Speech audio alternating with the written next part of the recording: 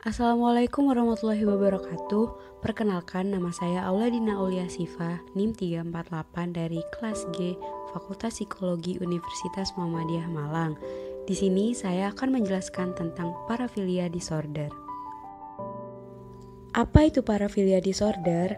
Paraphilia disorder merupakan gangguan penyimpangan yang tidak sesuai dengan norma-norma yang berlaku, atau gangguan seksual yang berbentuk rangsangan seksual yang sangat hebat melalui benda-benda, situasi, fantasi, perilaku, atau individu yang tidak biasa. Oke, kita masuk ke jenis-jenis paraphilia. Yang pertama ada voyeuristik. Penderita mengalami gairah seksual yang berulang dan intens. Fantasi, dorongan, atau perilaku dengan mengamati orang yang telanjang, serta dalam proses melepas pakaian atau sedang dalam aktivitas seksual. Yang kedua ada eksibisionistik. Penderita mengalami gairah seksual yang berulang dan intens, fantasi, dorongan, atau perilaku dengan mengekspos kelaminnya ke orang asing. Yang ketiga ada voyeuristik. Penderita mengalami gairah seksual yang berulang dan intens, fantasi, dorongan, atau perilaku yang melibatkan sentuhan dan gesekan terhadap orang yang tidak memberikan izin. Yang keempat ada seksual masochism.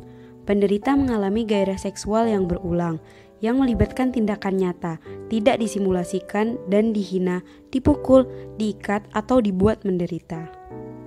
Yang kelima ada seksual sadism. Penderita mengalami gairah seksual yang berulang dan intens, fantasi, dorongan, atau perilaku dari penderitaan psikologi atau fisik orang lain. Yang keenam ada pedofilik. Penderita memiliki khayalan seksual yang berulang dan intens, dorongan seksual atau perilaku yang melibatkan aktivitas seksual dengan anak atau anak pra-remaja. Yang ketujuh ada fetistik. Penderita mengalami gairah seksual yang berulang dan intens, fantasi, dorongan, atau perilaku baik dari penggunaan benda-benda yang tidak hidup atau dari fokus yang sangat spesifik pada bagian tubuh non-genital. Fetis tidak terbatas pada pakaian wanita yang digunakan atau cross-dressing seperti pada gangguan transvestik. Dan yang terakhir ada transvestik. Penderita mengalami gairah seksual yang berulang dan intens, fantasi, dorongan, atau perilaku dari cross-dressing. Oke, sekarang kita masuk ke faktor penyebab. Psikologi menjelaskan gangguan penyimpangan seksual secara garis besar dari 3 sudut pandang. Yang pertama, tinjauan psikoanalisis. Paraphilia merupakan upaya perlindungan ego untuk menghadapi ketakutan dan memori yang ditekan. Paraphilia merupakan penghidupan kembali secara simbolik trauma-trauma di masa kanak-kanak. Maksudnya, penyimpangan yang dilakukan saat ini merupakan gambaran dari apa yang ia terima. Tujuannya adalah sebagai pembalasan dendam kepada orang dewasa yang telah menyakitinya ketika ia masih kanak-kanak. Yang kedua, pendekatan behavioral psychology. Berdasarkan pendekatan behavioral, mereka yang mengalami penyimpangan ini umumnya memang pria-pria yang rendah diri. Akibatnya, mereka kurang memiliki kecakapan sosial sehingga tidak mampu menjalin relasi yang normal dengan orang dewasa. Yang terakhir, penjelasan psikologi kognitif.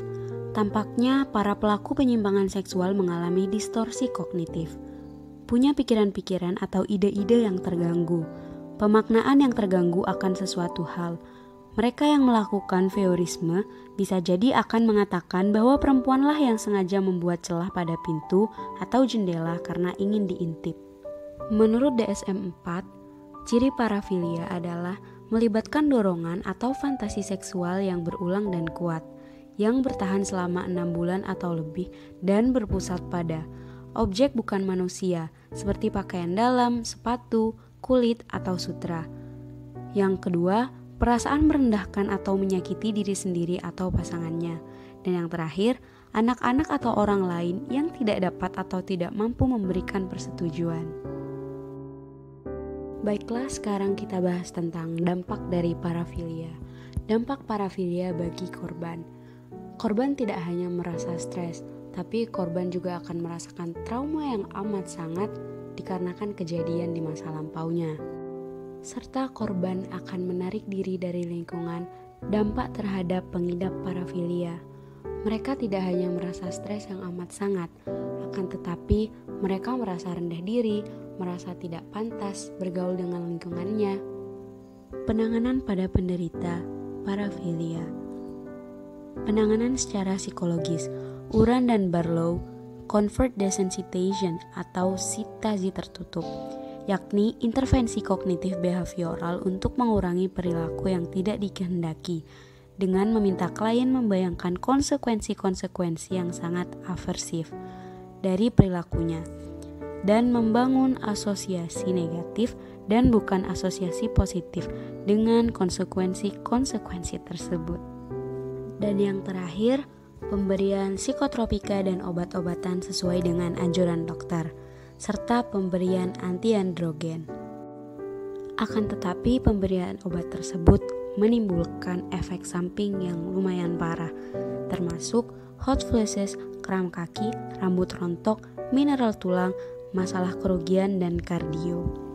Hanya pengobatan hormon pelepas gonadotropin yang menunjukkan kemanjuran tinggi, bekerja dengan cara yang mirip dengan pengebirian fisik, dengan cepat menghilangkan sensitivitas hormon pelepas gonadotropin reseptor, serta menghasilkan pengurangan hormon luteinizing. Sekian penjelasan dari saya, kurang lebihnya mohon maaf. Wassalamualaikum warahmatullahi wabarakatuh.